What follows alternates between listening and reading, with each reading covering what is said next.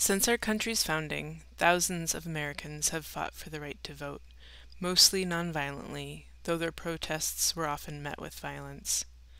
Given the sacrifices made to extend this right, it is doubly disappointing how low voter turnout has been in recent elections.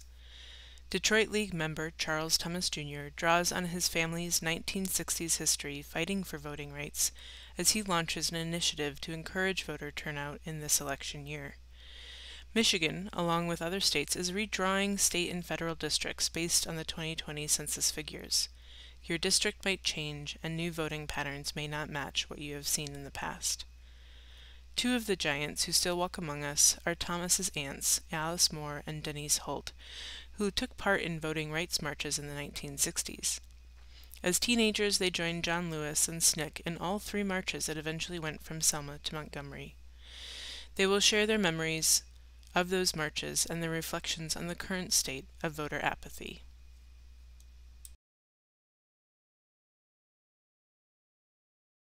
Understand the power of the vote in the city of Detroit just because of the raw numbers. 14% of the citizens who are of voting age that are actually registered determine who it is that will be running for mayor in your city. But when it comes to voting and voting power, people do not attach the amount of value that they need to their vote. And let me say this too. When people come to me, and I do a lot of voter registration, people come to me and they say, well, my vote don't count, or they're just going to steal the election anyway. Well, when it comes to that type of statement, what it is really saying is I don't value my vote. I don't value it enough to make them steal.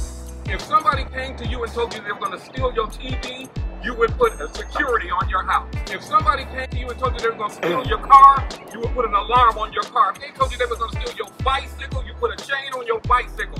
If they told you they were going to steal your dog, you put a chain on your dog to keep them from stealing your dog, but you don't place the same amount of value on your vote. Not voting is not a position of strength, it is a position of surrender. As Detroit goes, the state of Michigan goes.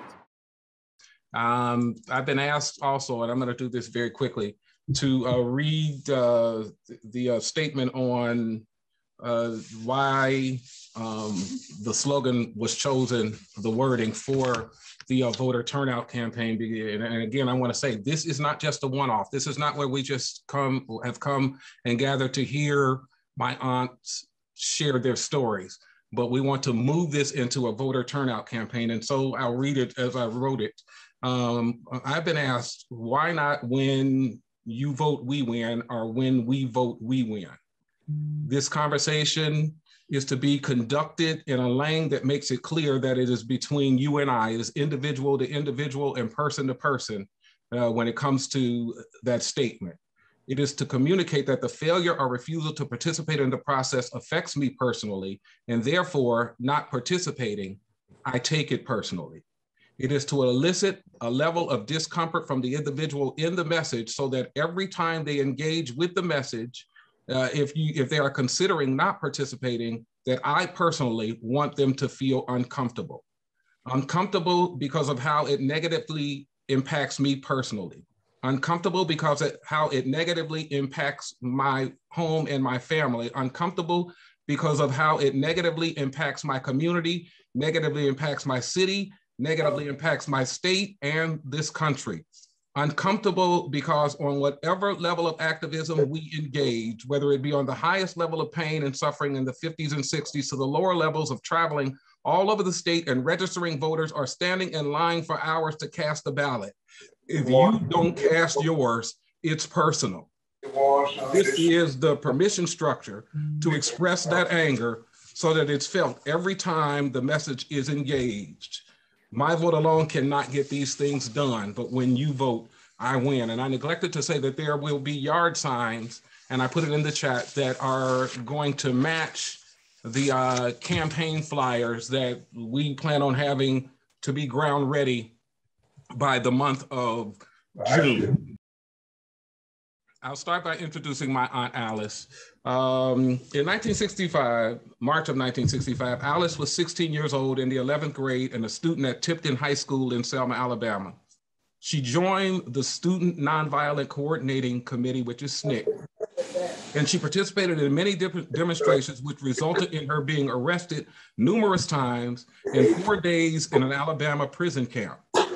Alice's involvement led up to her participating in the march from Selma to Montgomery, which began with the first attempt now known as Bloody Sunday.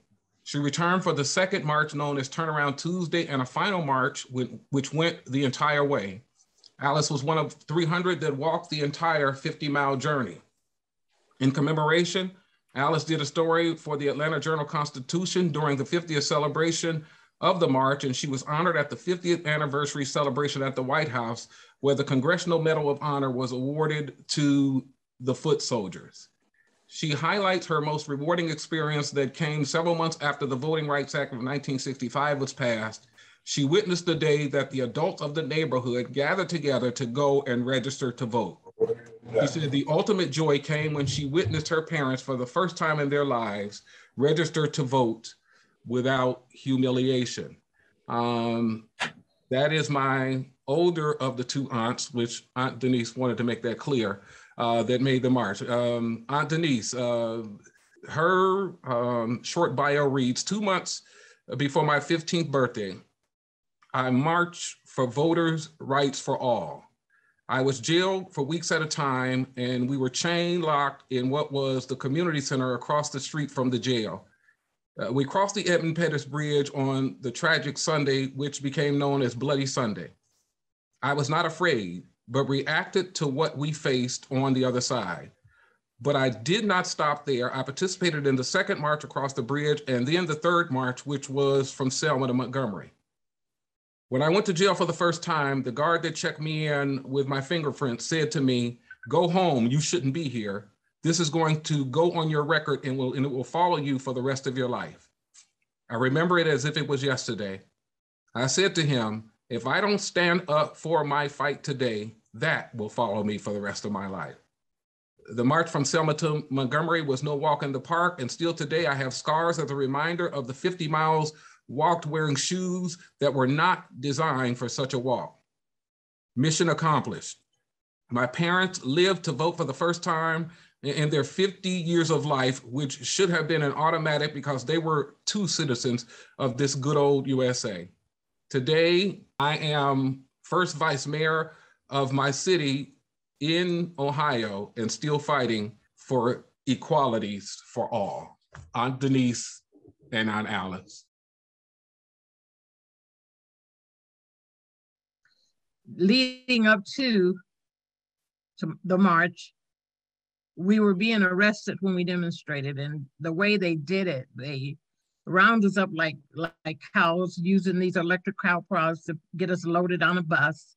They would take us someplace and put us there and leave us there, and then they would let us go, and we would go back, right back, and do it again. And the real shock came to us the day that they rounded us up, put us on buses, and took us to the prison camp where nobody knew where we were. All of this happened before the march. All of this happened before the march. We spent 4 days there. They removed the prisoners out of the cell with their mattresses, and they put us in the cell to sleep on the floor, and they fed us. They didn't even feed us what they fed the prison. They gave us something worse. So it was like that was one of the terrifying things. But after we got out of there, and the things that took place to get us out of there was also where we had to put our heads together, our young heads we had to try to put together to see how we was going to get out, because nobody knew we were there. And after 2 days, we figured nobody was going to know where we were unless we did something about trying to let them know where we were. And that happened with one of the girls in the prison camp with us, that she said she had asthma and she knew how to fake an asthma attack. And one thing about the prison guards, they wanted us to be quiet so we could go home. They were there as much as we were there, and they didn't want to be there, but they had to stay there with all of the students they had there. So as I remember, the girl faked an asthma attack, and they were going to take her back and put her back where they picked her up. And that was over by Brown Chapel Church. And there was a Carver Home project there. And that's where they just took her there and dropped her off. And I'm saying this because the guard came back talking about it, that he just left her out of the car. But he said when she got out of the car, she ran. And I remember him saying she ran like a jackrabbit. And she just ran away from him. And that's how she got the word to everybody where we were. And the next day, we were being bailed out by the authorities that came, the people that were in authority that was with us that didn't know where we were. They came to get all of us out on that day. And all of that, that was the most dreadful thing that happened before the march. And the other things happened during the march. And Denise, did you have any thing that you wanted to add to that experience before the marches? I almost did pretty good. The only thing that we disagree on is what we had to eat. That's a joke that's one of the arguments that we get in the family Zooms. One said the food was good, one said it was not so good. But so my next question for you, Aunt Denise, is what empowered you to think that you could be the ones to change the world as young persons and as young women? What was your motivation? And we have to keep in mind that you were 16 and 14 years old at this time. I was 14, but I've always had a mouth. So I've always had a mouth, hasn't stopped yet, but there was no fear. I was young, I was strong. And the motivation was, what gave me the power or empowered me is the fact that my parents couldn't vote. They couldn't vote. And I wanted them to be able to vote. We knew our parents could not do the work, the footwork that we did. We were strong. We could do it. We feared for our parents. So since we didn't have any fear, then I thought it was best if the young folks would do it, and opposed to trying watch our parents go and try to do it, possibly get hurt even worse than we did. And our dad, he wouldn't go near it because to see his daughters go through the treatment that they were going through, he would not have stood for it. So we thought it best that as young people that we could do it better. And before you add anything on Alice, I want to say that was something else that I learned in our family Zoom, is that the same conversation that my grandmother had with my grandfather about him staying home is the same conversation that I learned that she had with my father. My father was the oldest boy, and he was, oh boy, at that time we were living in Cincinnati, Ohio, and my aunts are 2 of 15, 16, 17, I don't know, a big number. And I am the 4th oldest of 10. And in 1965, my mother and father already had 7 children, and the 8th was on the way. And he wanted to come back. And again, the same conversation took place with my father that took place with my grandfather, which is his mother told him, don't come down here because they will kill you. You will not make it out alive because you don't know how to act. Stay where you are. Stay where you are. And Alice, did you have anything you wanted to add to that answer? No, that pretty well sums it up. We wanted our parents to vote, and that's what we were fighting for. We bought. They didn't. Some of the things they thought we were doing, and they would say, "Oh, don't do that." We boycotted the bus. The little neighborhood bus. We boycotted the windows we had to go to get a hamburger. We didn't do that any longer. We just did things, and I think they were kind of surprised at the things that we were giving up, because we gave up a lot. We made a lot of sacrifices that the treats that we thought we were getting by them letting us have a hamburger on Saturday, going to this window buying a hamburger. We didn't want it anymore. And what the luxury we had of riding this little bus downtown to just go downtown once a week, we didn't want that anymore. So we stayed off of the bus and put the bus out of business. It's just things that we did, and because we wanted them to vote. We wanted them to vote. We were just plain defiant. You were going to win this fight. You were agitators, and there's nothing wrong with that. As John Lewis would say, you were making good trouble. My next question, Alice, is similar to the last question. And I'm not sure if you all even realize this, but you were taking on the federal government. What gave you the belief that you could be the ones to push the federal government to change? Yeah, that question's kind of, I didn't realize I was taking on the federal government. I guess at the time I didn't even think about we were taking on the federal government, because what we were doing, and not even, we heard about other things happening in other cities and other states, but what we were doing was the right now, right where we are, where we were, and we know that was not happening. And we were fighting basically for what was going on right there in Selma, which affected other people in other places, and it did lead to the federal government. But I don't think we, at that age, really brought into consideration that we were taking on the federal government. But, thank God that what we did affect the federal government to make a move to do something. So I just didn't think that way. It wasn't even a forefront in my mind about we were taking on the federal government. And Aunt Denise, did you have anything you wanted to add to that at all? Or any thoughts? What were you thinking as far as, or were you even thinking about the federal government? No, I didn't have any idea. None. As I said, we're being defiant. We were on a mission. And I guess had we known, we would not have cared, because we were on a mission. Okay, and let me say too, yeah, that I think we have to understand that activism involves agitation, and agitation leads to change. And you all were well, you still are agitators, but we move to question number 4. I believe this one goes to Aunt Denise. What lasting impacts did participating in the marches have on you and in your life?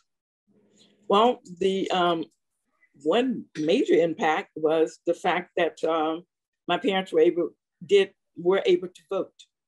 But then it made me, even in my life today, since we are really back to where we were back during those Jim Crow days, that we're back there again.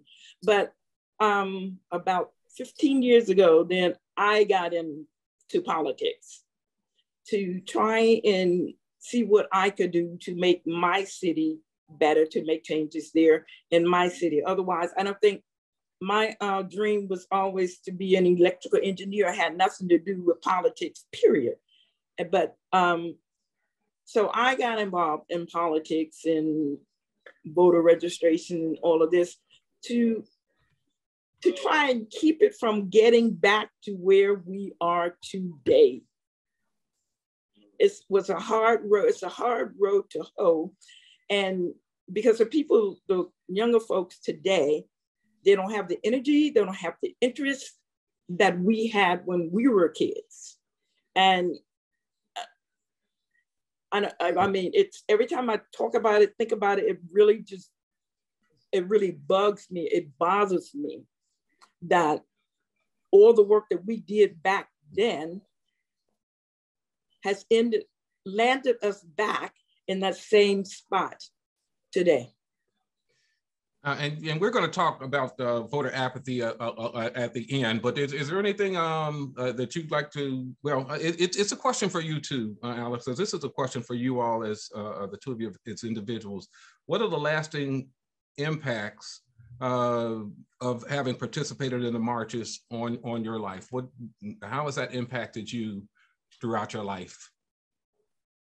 Well, it certainly made me want to do the right thing. And that as soon as I was able to register to vote and start voting, I did that.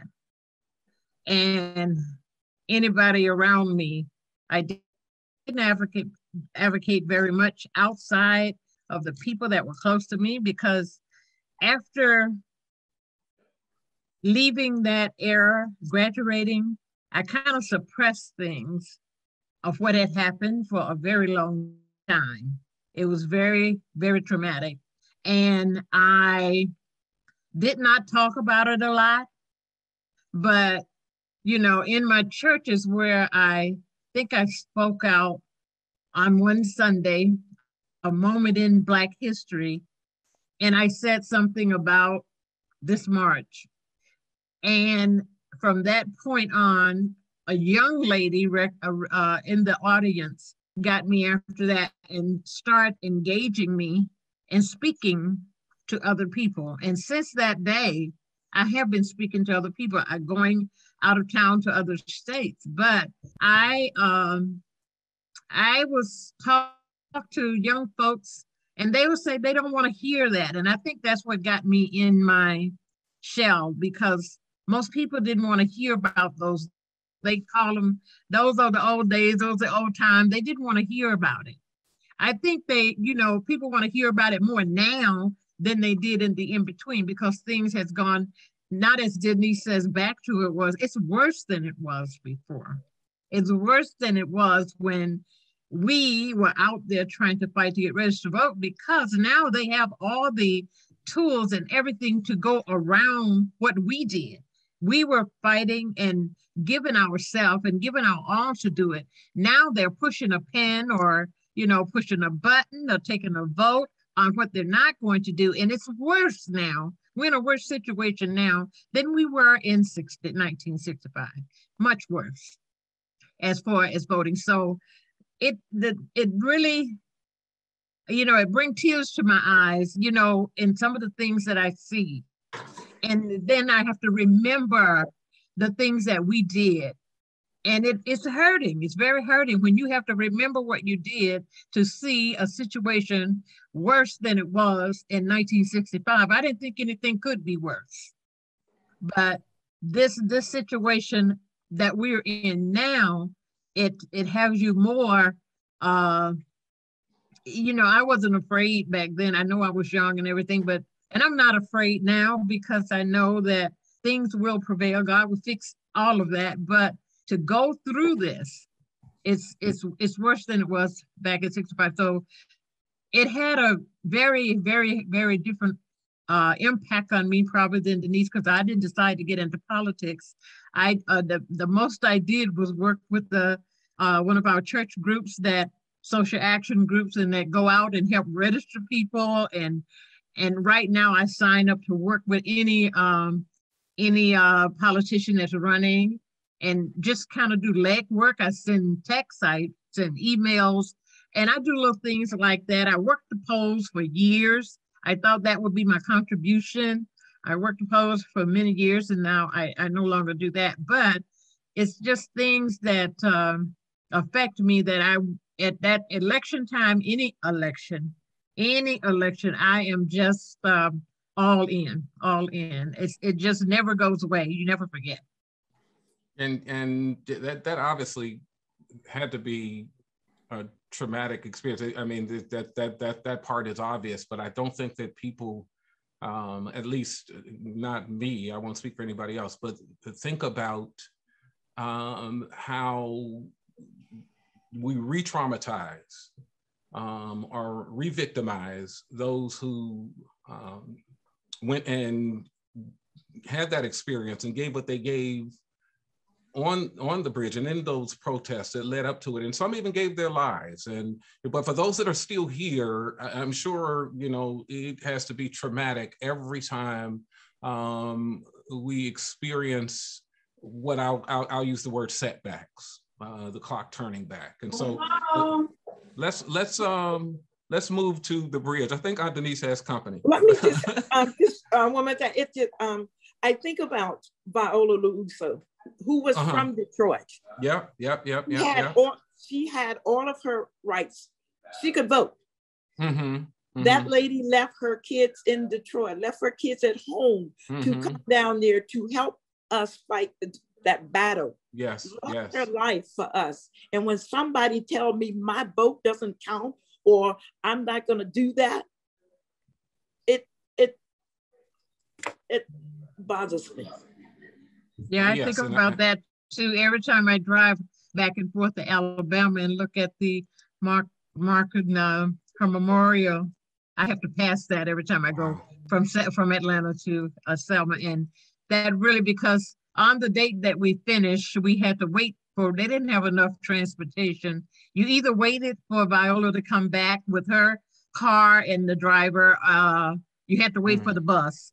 And I was waiting my turn when we got the news that she was attacked on the road.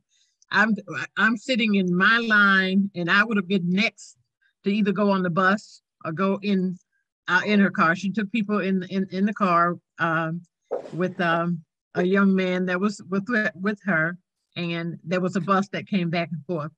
And you just sat there on the bench and you waited your turn. So I was right there waiting my turn when somebody expressed that they had, got hurt on the way. It has to be something. And again, we hear the stories, but these are people that you got to meet personally, and you were personally there and experienced it. And again, as we see the things that are happening today, I'm sure it has to be traumatizing. And before I move on to the next question, I just want to say that it is that same spirit that I try to tap into when I think of all that you all went through, where, I am trying to do what I'm trying to do. And I know I'm in an environment right now where raising your hand or lifting your head up above the fray, it can be dangerous. It can. And so I understand that when you launch out, and you single yourself out and launch out, it's not a vanity project. Yeah. If I didn't have to do it, I wouldn't. I would. When I'm talking about the voter turnout campaign right now, and then we'll get back to the question. If I didn't have to do it, I wouldn't. I wouldn't put my name on it. I retired in 2013, wanting to never have to work another job again. I'm not looking for work, but I tap into the spirit of my aunts and all those that were along with them when they went through these marches, understanding that as we lose different things, those are things that they suffered to gain, and we should not be so cavalier and laissez-faire as we see them go away. So the next question, I'm not even sure, I think it's on Alice I'm supposed to be on right now. So on Alice, let's go to the bridge. Let's go to the bridge. How would you describe the atmosphere of the marches, and how were people approaching the marches, your activism, and how did you feel during the marches? Well, I was already then. I was all in. Bloody Sunday. I was all in on Bloody Sunday, ready to march. My mother brought us, to the bridge. I brought us to the church to get ready to go across the bridge. And we didn't know that we would be turned back on Bloody Sunday. So we were ready to go, but it so happened when we got to the bridge, and my sister and I was closer to the front. We were together, of course, and the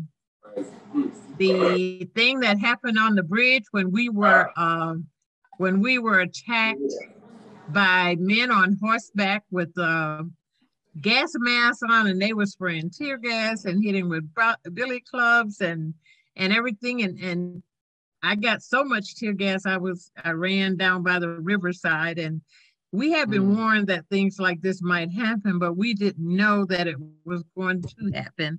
And when I ran down there, and I finally came around, and I couldn't find Denise anywhere, and I just began to I felt angry. And I was overcome with the tear gas, and I felt angry, and I just want, all I could think of is I can't wait to get out of here to do more, because I was upset with what had just happened.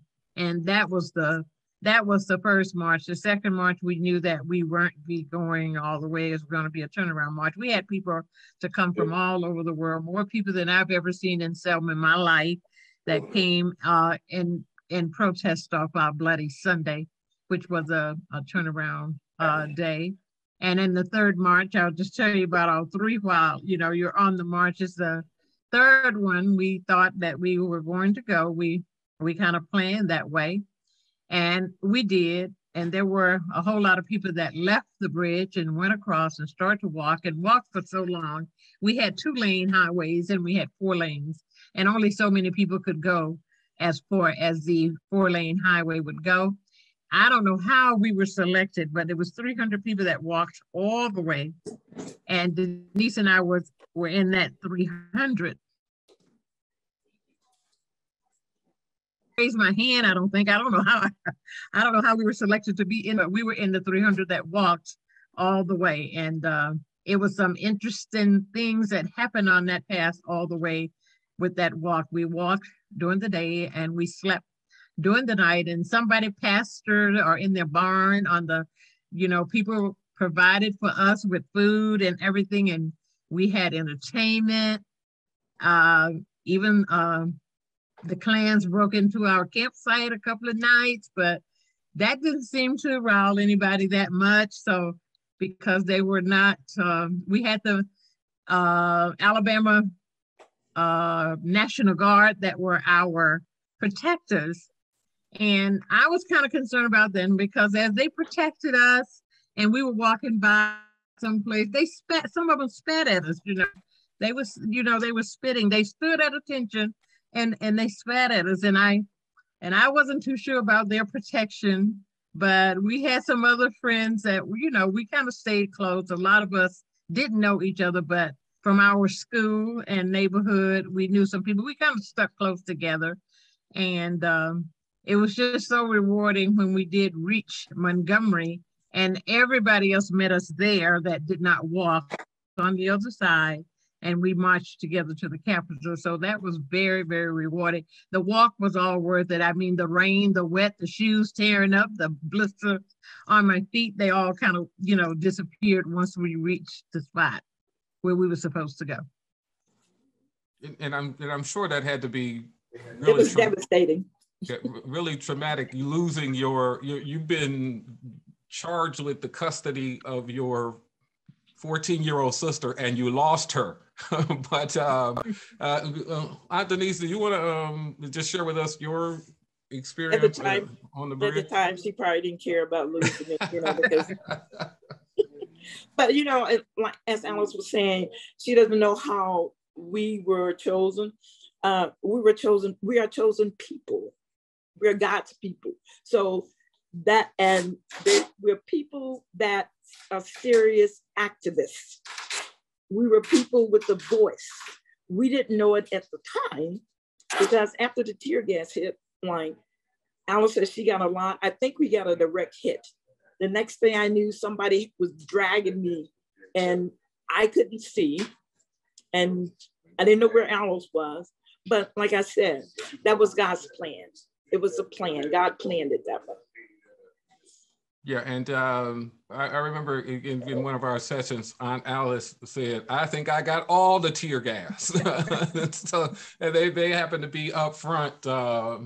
And, it's amazing to think that 16 and 14-year-old would not just participate, but go to the front of the line when it comes to, warriors and foot soldiers. And so with that said, so my next question is, Aunt Denise, what specific things do you think teenagers today could do to change the system? I ask myself that question every single day, because it's up to us, the older generation, to try and pull them in the fold, teach them some history, because it's not being taught in school. teach them some history, help them to understand they are where they are today because of us. Schools were segregated back then. We didn't go to the same schools. So we need to pull them together, talk to the teenagers, talk to the young folks, let them know where they came from, because it is apparent that they do not know where they came from and how they got where they are today. Back in those days, you didn't have the Black engineers, the Black doctors. I mean, you might have had one that did something, you didn't have it. We didn't have it back then like they have it now. And they need to understand that they just didn't get this by chance. It just didn't happen by chance. Maybe if they understand where they came from, where they got their start from, maybe that would give them some incentive to want to help change the system. And Alice, did you want to take on that question as well? Well, like I said, when I first started talking about it afterwards, and, long before now, the young folks didn't want to hear it. They just said that, that's stuff that happened back in the olden day. We don't want to hear about that. It's it's a new day now, but they are getting attacked in a sophisticated way that they don't know about. We saw what was coming at us. We knew what was coming at us. We knew what to expect when we went out to do what we were doing. We knew what to expect. We were looking for the cow prods and the whips and everything they had. We were looking for that because we knew that's what was there. Nowadays, the young folks, they don't even know what's coming after them. They don't even know what they're faced with. They are so sophisticated in how they're doing things. They are, they believe, and I know they are smarter than we were because they have more opportunities to learn the way of the world, the technology, and all the stuff that they have learned that we did not have. We didn't even have a camera to take pictures of what we're doing. So they have a lot more, and in their mind, that what they have and what they're doing, I think they feel that they can conquer the world with that. But there's somebody out there is trying to keep them from conquering the world. And I think that's one thing, if we can get through them, that you're being attacked and you don't even know that you're being attacked. Your rights are being taken away from you and you don't even know that your rights are taken away, because what you do, you think you got privilege and you think you're going to have it. I mean, we've seen so many things happen to young people that it should start to register with them that, quite a few things are happening to young people that are not doing anything wrong. They're just, they're just being, there is hate against them because of the color of their skin. They're not telling them, I don't want you to vote. They don't want you present at all, But I think the way we can get our young people to really stand up and look at, we can get them to see how they're being attacked, how their rights are being attacked. If we can do that, and I think they'll respect more what we did and how we did it. I know nobody wants to be nonviolent anymore, but that's how we got to where we got, by being nonviolent. We took a lot of stuff, and the young folks, they're not about to do that, but they need to do with their minds. They need to find a way to work through things that they can get ahead of those people who think they got the best of them, and they can do it another way.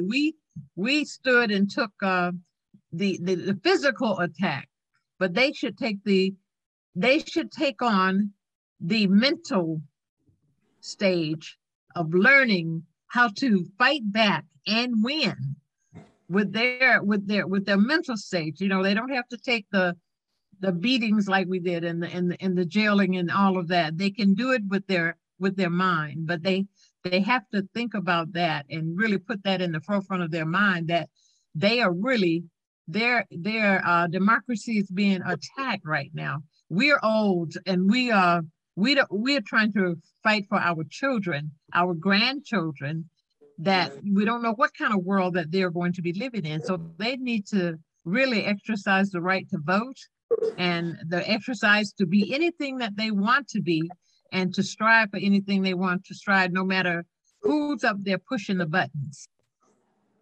And I think that that's what gets, if I can use this phrase, lost in the sauce, is that you have a generation and now generations that are being born into accesses. They have inroads to things that your generation did not have, and there's this belief that it's always been like that.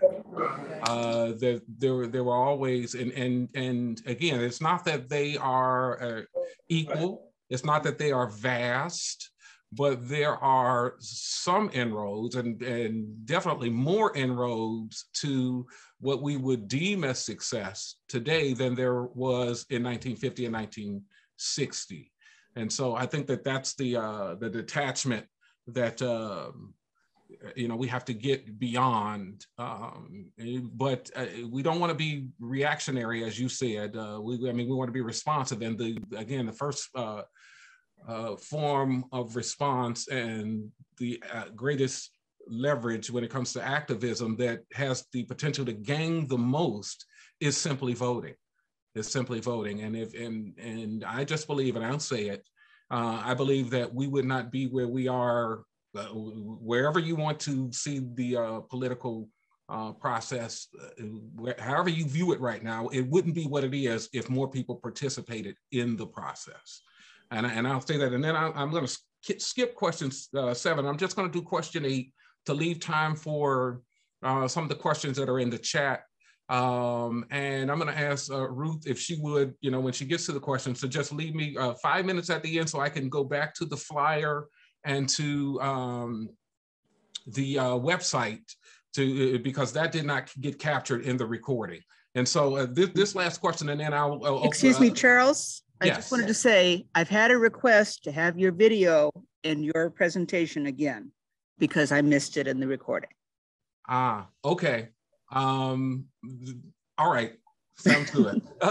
Question, this is the last question for both of you. And then, like I said, we'll allow Ruth to kind of sort through the questions that are in the chat. And this is the one I said that we definitely need to talk about.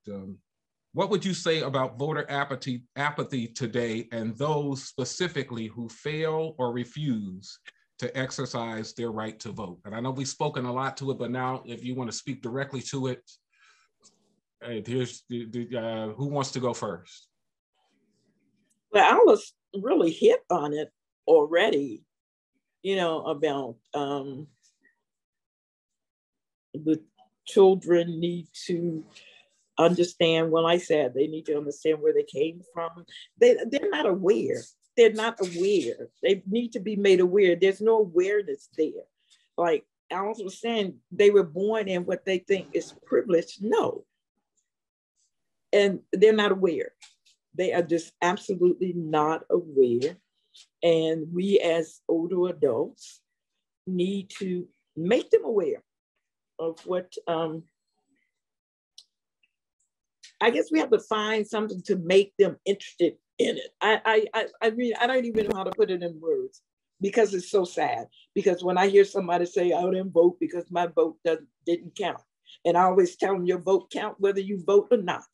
Mm-hmm. If you vote, you will get the person that you want. If you don't vote, you're going to get the person that you don't want. So your vote does count. It counts both ways. If you vote, it counts. If you don't vote, it counts. But it will help if you will vote in order to try and get the person that you're voting for. Mm-hmm. With that, I will turn it over to my older sister. Well, I think, voting, if those people who don't want to vote, they shouldn't take any other participation in anything that is solved from voting. You have voters that vote for certain things and they get it, and then the person that didn't vote get to reap the benefits of what you have voted for. I think if you don't want to vote, you need to just remove yourself from receiving any anything that comes from voting, anything that comes from voting. I mean, that doesn't seem realistic, but if you don't vote for it, why you want to use it? If you don't vote for it, that means you didn't care or didn't want it. You know, don't people vote when things are good and you get something good, people are ready to join on with it and accept it and use it. And I used to, you know, people that don't vote and you give it a raise, or a raise is in progress by the government to get a raise. You want that raise, don't you? But you wouldn't vote for it when we were trying to get it. You know, but you want to reap the benefits of what somebody else doing. And I think that's my main thing. People that don't vote and say they don't want to vote, their vote don't count, but they want to reap all the benefits that votes take care of. And that's getting the right person in the right place to make the right decisions. They want to reap all those benefits, but they don't want to vote for it. I wish there was a way that we could get all of the young folks to turn out for voter registration that turn out for the Black Lives Matter March. See, when it has a different reason, they're there. They're going to be there. They are there. But when it comes to voter registration, you know, I've gone to football games, passing out literature to kids at school. You know, take this. When you're 18, you're eligible to vote. Take these forms, take them to your friends. And the next hour you see them on the street, because that's not, you know, that doesn't mean anything to them. Mm-hmm. When the Black Lives Matter March took place, they saw that was something right there. It was a purpose then to them. And a protest. Yes, and that's what I mean when I say being reactionary. You react to what's happened, but let me say this, and then I'm going to turn it over to Ruth. That's part of the reason why I'm trying to make a part of my expression that voting is activism. I am challenged with not crossing over the line to where I even tell people, you're not really an activist if you don't vote. You're not really an activist, because activism is something that leads to change, and the most substantial form of change and the most substantial evidence of successful activism is legislation. Legislation, you need legislators in your legislature. And so therefore, you know, you can't get one without the other. You need some people in the legislature. You need legislation. Martin Luther King, when he led his activism, and activism involves agitation, we can't get around that. But when he took part in the activist movement, he understood that in order for this to be successful, it has to end in legislation. It has to. And so again, I'm trying to stay, you know, as close to the line as possible without totally crossing over with telling people, you're not really an activist if you're not voting. I'll leave it at that. Ruth, go ahead. Yeah, Charles, I'm going to keep you talking. I think my first question, and I'm sort of making this question up, it's not in the chat, but I wonder if you can reflect on your experience and how you have maintained your resiliency to fight for voting, to get people to vote. What is inspiring you to create this public good initiative called When You Vote, I Win? How are you able to maintain that level of passion and excitement and enthusiasm? Well, I think that's a question for me, because this is kind of like something that I've taken on. And again, that just really boils down to, you know, what I know, what I see, and what I feel. You know, because I'm just a generation away from the two young ladies you see on the screen. They are, you know, two of my father's younger sisters.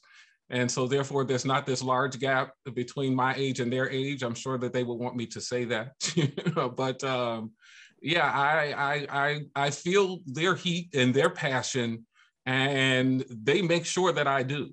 And so I'm just trying to carry that on and say, just like you raised your hand and you stuck you neck up above the fray, I'm going to do the same thing to carry on that legacy.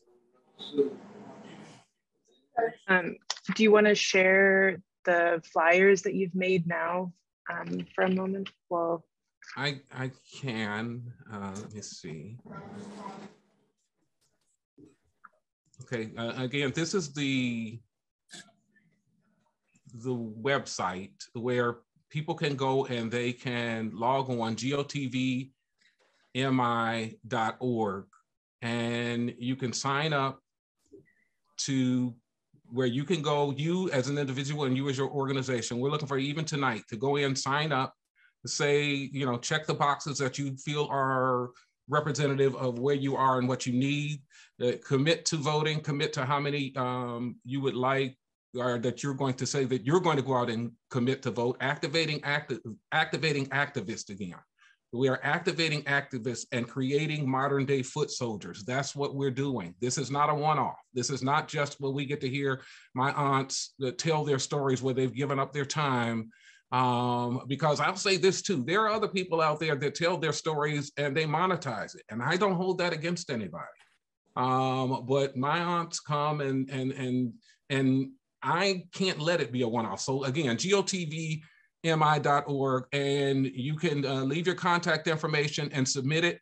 And if you want me to contact you, I will, and I will come to wherever you are. Like I said, if it's to come and speak, I'll come and speak. If it's to come just to hand out flyers for you to engage in the conversation with the individuals that you are seeking to agitate to get involved in the process, I'll give you as many flyers as I can get my hands on. I have a printer that has come on board, and he's helping me to print these flyers. But that's the website. And then this is the flyer that I will be putting in your hands. When you vote, I win. And that QR code on the bottom, if you scan it, it takes you directly to that website that I just showed. But as you can see on the left-hand side, you see the pictures. The one picture, yeah, you see the two different pictures. The one on the far left is Aunt Denise, and you can see how small she is. And I don't know whether that's how she got the nickname, but she is actually Aunt Tiny to us. So you see their pictures, and we get to kind of tap into their experience of the language in the left column. The right column is just the speech that I gave down in front of the Spirit of Detroit, not knowing at the time when I gave that speech that all of this was going to happen. None of this was planned, but it all came together. And yeah, I'm looking to go out and do what they did to me. They activated me as an activist, and I want to activate more activists as well.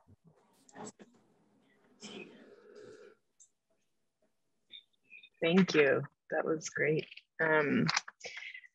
The first question was largely for your family. How did your parents feel about your activism, especially when you might have gone missing to a prison or a prison camp for who knows where, for how long, that you might have a record, that you might have all of these things that would have long-term impacts on you and the family. Do you know how your parents felt about you marching and all of your activism? Well, I know my mother was a trooper because she was the one that took us to every march and picked us up. And she was a trooper. She took us there, like we said earlier in one of the questions that Charles asked, that our daddy never did because he wouldn't have been able to endure without fighting back. So he never went even near where we were dropped off or picked up. He didn't go near. So my mother was a trooper. And when we went missing, to make it short, she didn't know where we were. And I think that was the first time I know they always prayed for us and prayed for our safety when they took us off and left us. But I think that time I could see the relief that had come over her when we were finally reunited from those days. But I always make the joke, and I made it to Charles. It's like, but when the next march and the next meeting, she took us right back over there again. So it's like, and I used the phrase after that. I said, "You think Mama was trying to get rid of us?" But she took us and picked us up, and the first time I saw the relief on her is when we were reunited after that 4 days of not knowing where we were.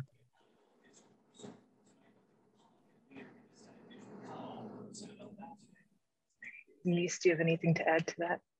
I did to what Alice said, yeah, our mother was really, really a trooper, but she was a praying lady.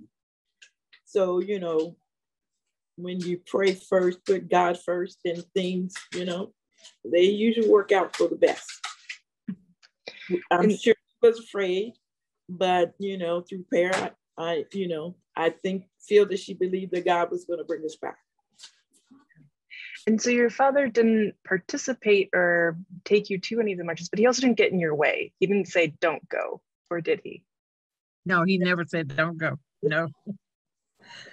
He was glad we were going. He was glad we were going. He just could not withstand what we were going through, because he really wanted to vote more so than my mother, being the man and could not vote and being humiliated, having to count the jelly beans in the jar and everything and do all of those things. You watch them come home every time and they wouldn't, and never came back registered to vote.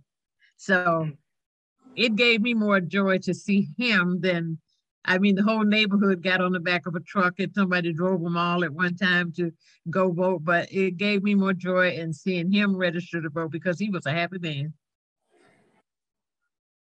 Nice. Here's another question, sort of following up on that one. It was strategic to use children to protest. What do you think about inspiring children specifically to get involved today in voting rights activism? Maybe Denise, do you want to start?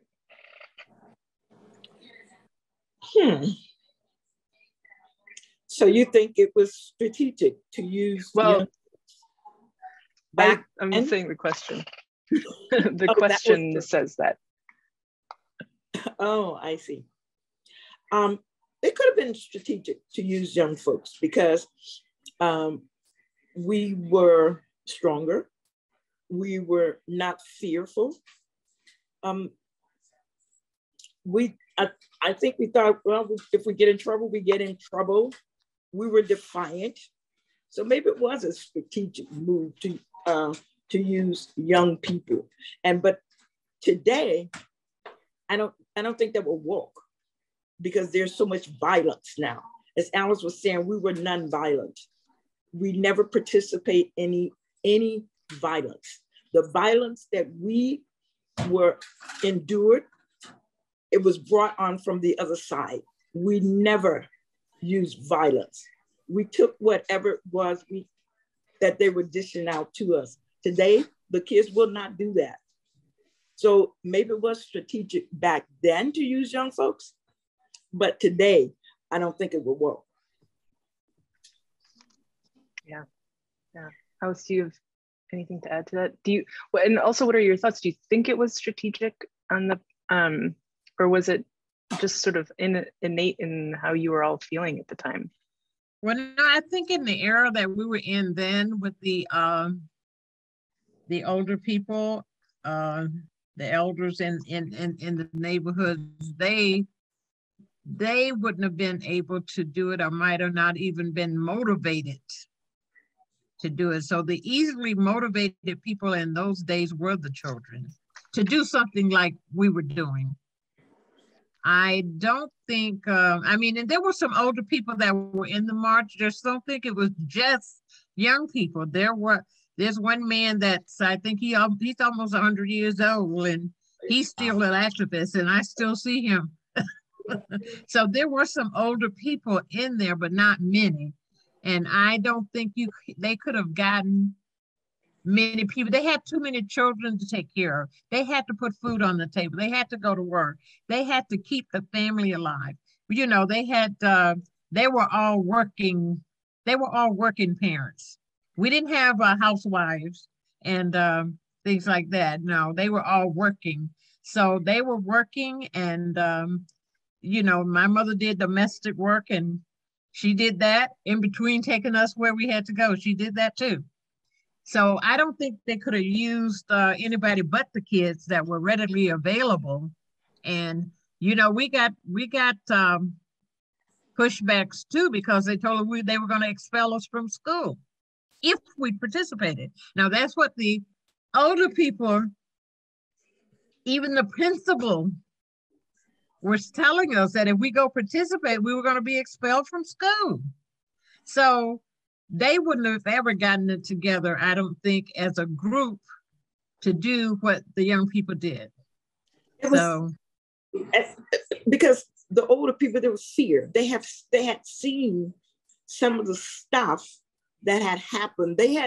Some of those people had even witnessed some hangings. They had witnessed some beatings to death. They had witnessed that. Yeah, there was fear.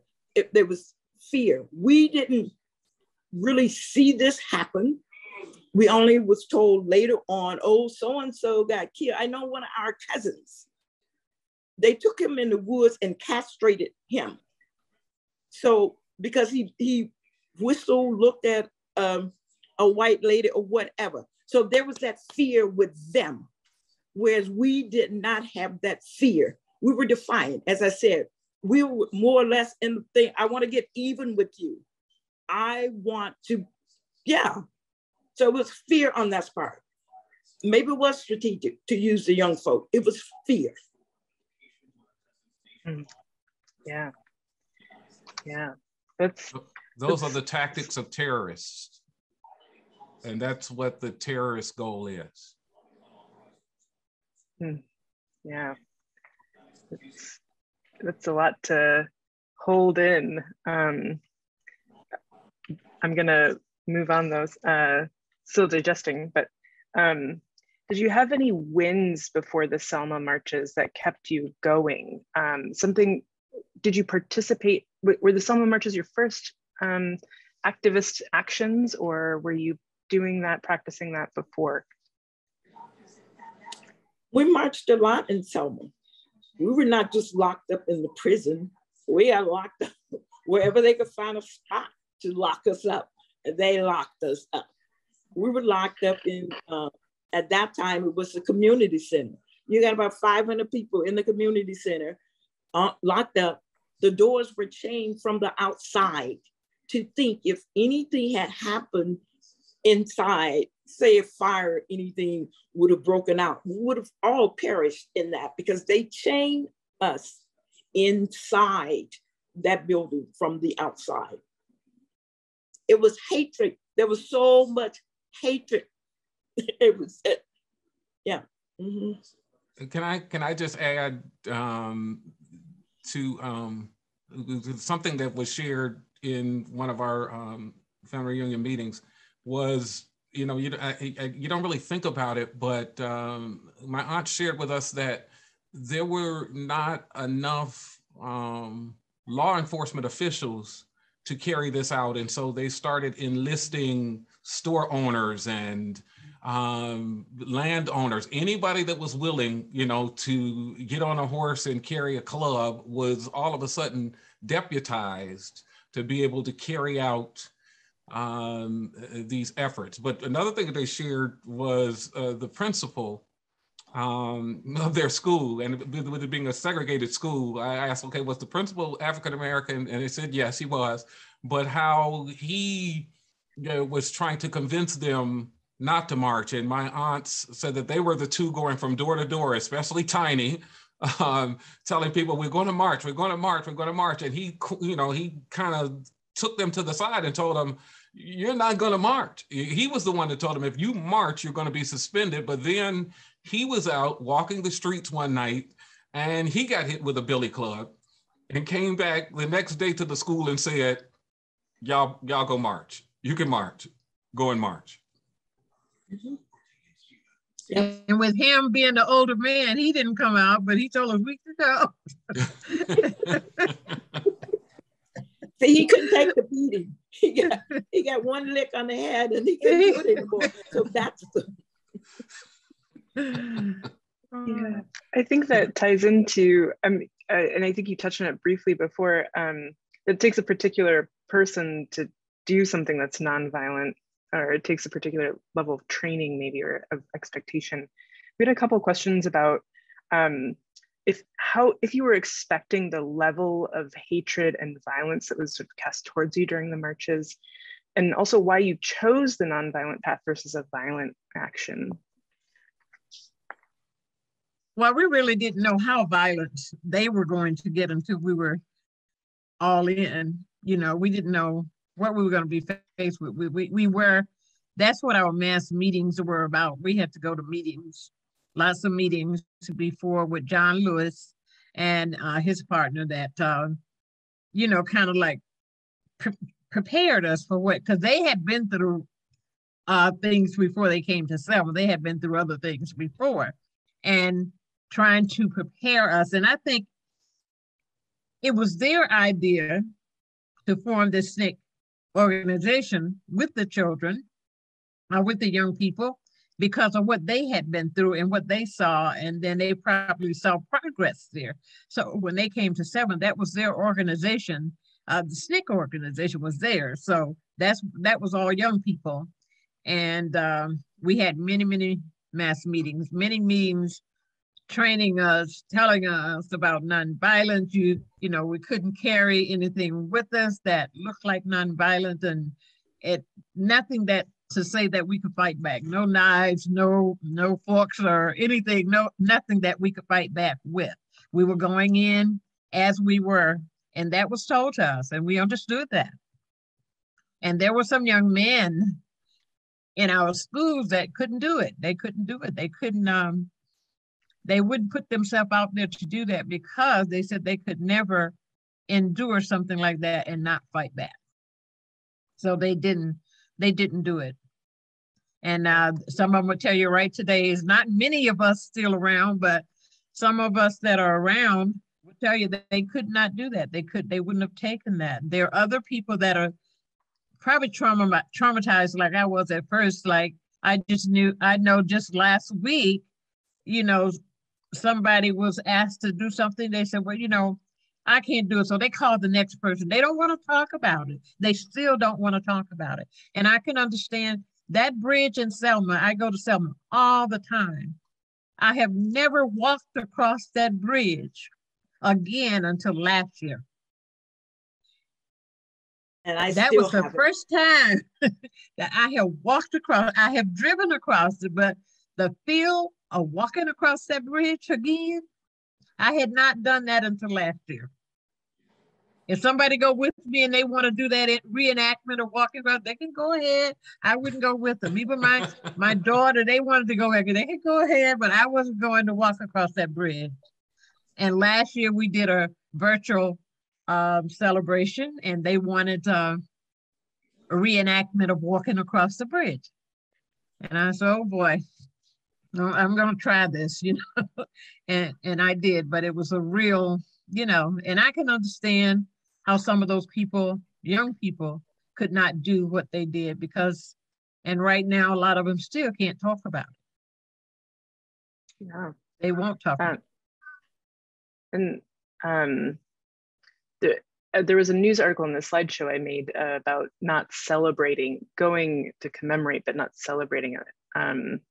That maybe is something that a good way of phrasing that too. I think sounds like it was a real trauma and it wasn't something you're wanting to remember or celebrate. It's something you're memorializing maybe. And the celebration they had for the, it was like Bloody Sunday in the March. It was a real celebration. And when I didn't participate in the celebrations until that year, and I asked some of my younger relatives that I knew that was looking forward, they call it the Jubilee, and they were looking forward to the Jubilee. They had entertainment. and it was just like a big party. And you know that they didn't even know what they were celebrating. They didn't know what they didn't know what they were celebrating. They just knew this was something happened every year. And it was a big deal in Selma. And they took part in all the activities and all the partying and gospel. We had gospel programs. We had fraternities, sororities, and everybody coming back, and everybody just kind of enjoyed the whole weekend. We had storytelling. Those were people there. Some people knew what they were there for, but the people that I asked, what, did they know? They had no idea what they were celebrating. They just knew it was a big celebration in Selma every year in March. And that's one reason I protest against that. And I said that year when I did that interview, I'm going, but I won't be celebrating. I will be remembering. And that's where that statement came from. And I did the interview, but I did not.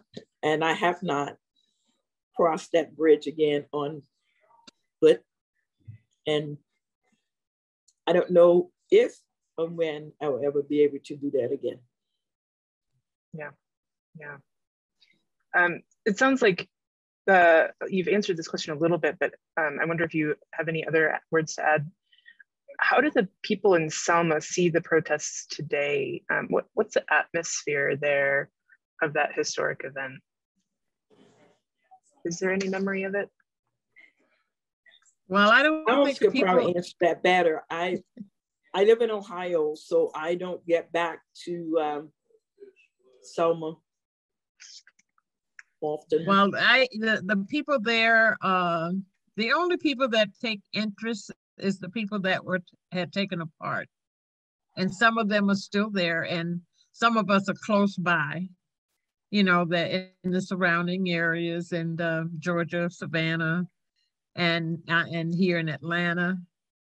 And then there's some in Birmingham, and I think those people, Tuskegee, those people are still trying to keep it alive. And the children there, I don't think take real interest, and I'm not going to speak for all of them because we have good participation. Like when we did the virtual celebration last year, we had a lot of virtual participation and a lot of young children, and they were not even teenagers yet, like we'll say 12 or 11. They seem to be taking more interest and doing more things than the kids of our age, like 16 and 14. There might have been a few 14s that wanted to participate. They wanted to do quotes, and they wanted to make films, and they wanted to listen to stories and tell stories. So I won't say that all of them, because we have a person that very interested in the celebration and keeping it alive, and she is a storyteller, and she has a big following too. So the people in Selma, like the older people like us, I don't think they're interested anymore. Yeah. They don't see any progress, and it has really not been any progress. We lived high for a few months or a few years, and then it was hurting and devastating to go back and see the buildings and everything. There was no upkeep. There was nothing. No progress, no jobs. Everything closed down. All the stuff you've done, and then it was like a ghost town. I understand now that there have been some, grants given to the city, so they're starting to build up and do things again, and that's a good thing. But it took somebody outside of Selma to bring that into Selma. Yeah. What are your thoughts about the current state of electoral politics and voting rights in America, particularly considering in light of the recent Supreme Court ruling in Alabama, and also the gerrymandering and redistricting that's happening? Do you have any any thoughts about that and how you're reflecting on the current situation? I live in, as I said, I live in Ohio. Gerrymandering was the remapping, all of that. It was heartbreaking. It was absolutely heartbreaking. Where they took our district and just threw it 30 miles from where we actually were. A state representative actually had lost her job. And then the court ruling came down at the 11th hour. And then now she had to struggle to get her petitions to get on the ballot. They waited until the ruling came down that no, you gotta remap this, because they remapped it such a way that democracy was totally gone. I mean, totally gone. And it came, as I said, it came down at the 11th hour that the mapping that you have done is unacceptable and it has to be redone.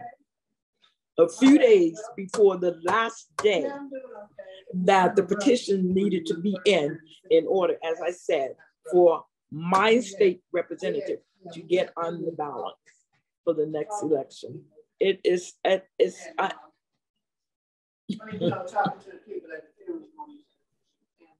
Words can't describe it. I cannot describe what is going on in our country today. It cannot describe it.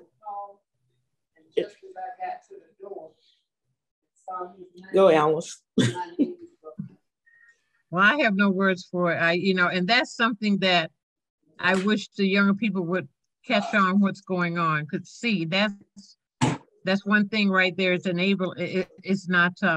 it's not helping them, and they need to take a look on that and see, be focused on that and see what's happening. But I don't think we might sit and see what's going on and really be bothered about. But I think it's just not. Some people are just not awake to what's happening. They're not awake to it. There's no, like she said, there's no words for what the measure that's being taken to eliminate your vote. And you don't have to try to not vote because it's being taken away from you anyway. So, they're trying to eliminate the vote. So it's like, and they're not seeing it. Can I speak to that a little bit too, Ruth? And I'm not sure how much time we have left. I think we might be over time. Yeah. But what I say to that question when it comes to redistricting and what's going on with the Voting Rights Act and these court decisions, well, what I feel like I need to do is to bring it back down to the individual. It's all the more reason why we have to vote. And I'll say this too, and I'm just moving it back to a conversation about the campaign, if you all don't mind.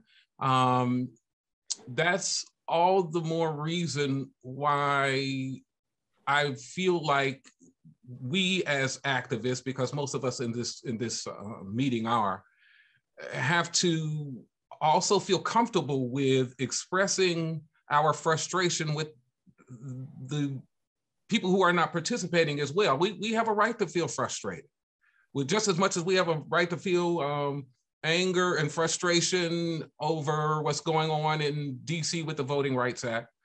As much as we have the right to feel frustrated about what's going on in the Supreme Court with some of these decisions, some of the things that are going on in the states when it comes to the state legislatures and what they're doing, we have a right and we have to feel comfortable with expressing our frustration with those that are not participating in the process as well.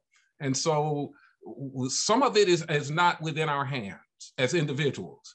I don't have the chops. Now, my league president does, but I don't have the chops to go and make an argument at the Supreme Court. I don't have the dossier to be able to go up to, to DC and stand in the chambers and make anybody. I don't have that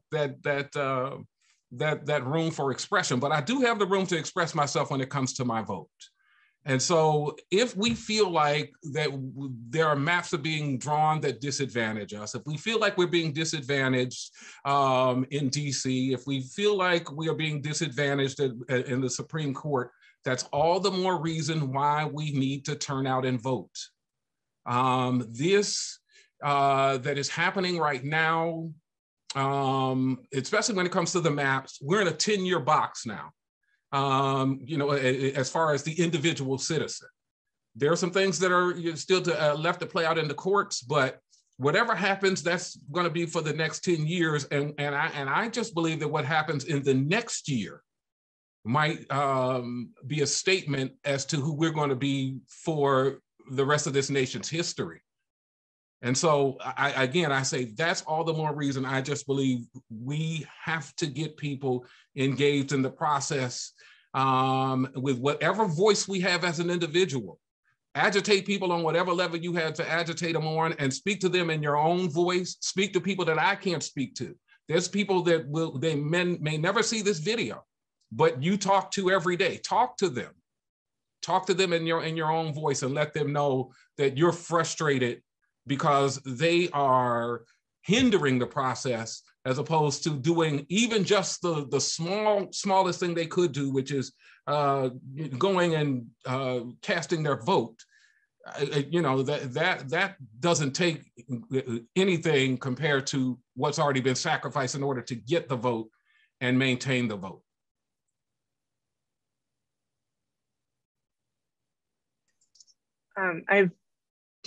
Is there time for one more question? There's one more question.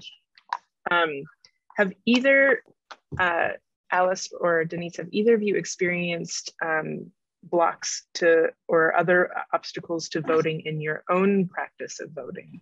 So after you marched and after you got to the age where you could vote, did you ever experience any problems with poll monitors or other obstacles?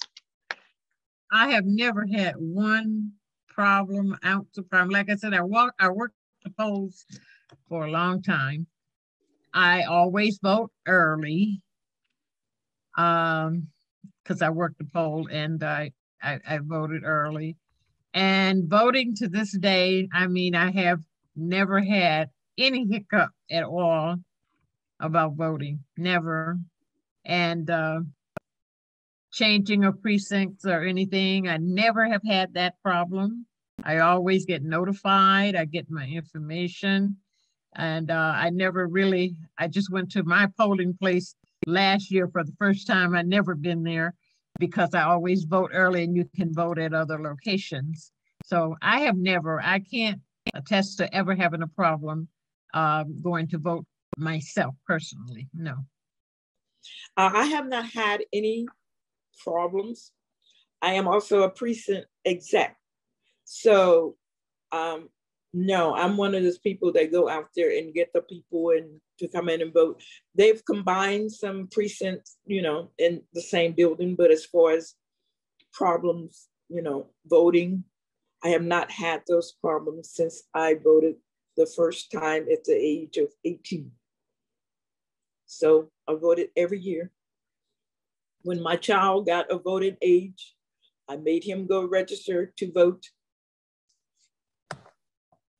Thank you so much, Charles, for suggesting this program, providing the information, and connecting us with Alice and Denise, who had such a wonderful story. And I wish I had that sort of courage.